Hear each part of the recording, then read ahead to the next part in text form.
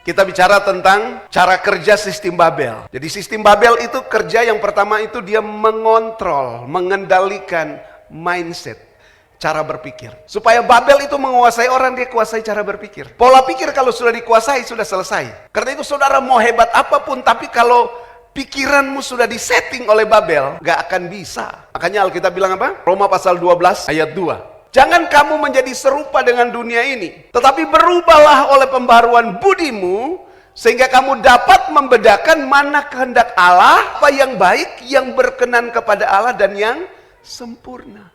Saudara tidak akan tahu kehendak Allah atas hidup saudara. Saudara tidak akan bisa mengerti yang baik yang Tuhan rancangkan buat kita. Saudara tidak akan mengerti tentang kesempurnaan yang ingin Tuhan bawa saudara ke sana, kalau saudara masih serupa dengan dunia. Amin.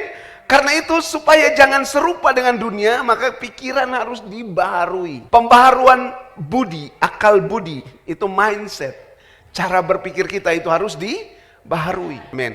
Babel punya pekerjaan atau sistem dunia ini adalah mengendalikan pikiran kita. Saudara tidak akan bisa memiliki pikiran seperti Kristus. Saudara tidak akan bisa memikirkan sesuatu yang baik.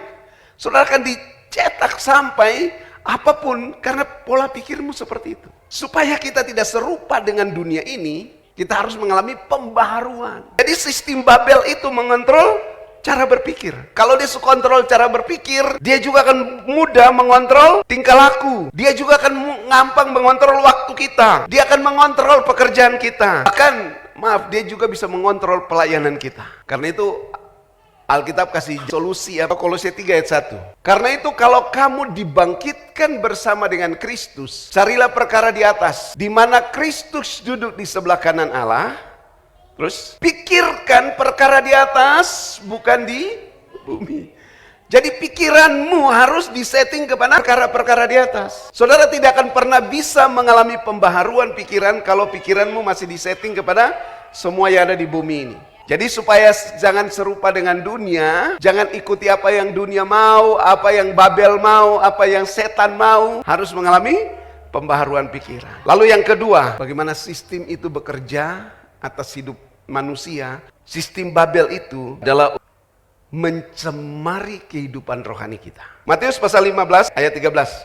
Jawab Yesus, setiap tanaman yang tidak ditanam oleh Bapakku yang di surga akan dicabut sampai ke akar-akarnya. Pertanyaannya, apa yang selama ini tumbuh dalam hidup saudara? Dalam kehidupan kita ini ada banyak pengajaran-pengajaran, informasi-informasi, input-input yang dapat. Nah, kalau input-input yang datang itu bukan dari Tuhan, Alkitab bilang harus dicabut. Kenapa dicabut? Kalau tidak dicabut sampai ke akar-akar, maka dia akan mencemari. Yang pertama, dia ngambil dulu semua zat-zat yang ada dalam tanah, sehingga saudara menjadi lemah. Dan Yesus kasih perumpamaan di Matius pasal 13. Hal kerajaan Allah seumpama lalang di tengah-tengah gandum.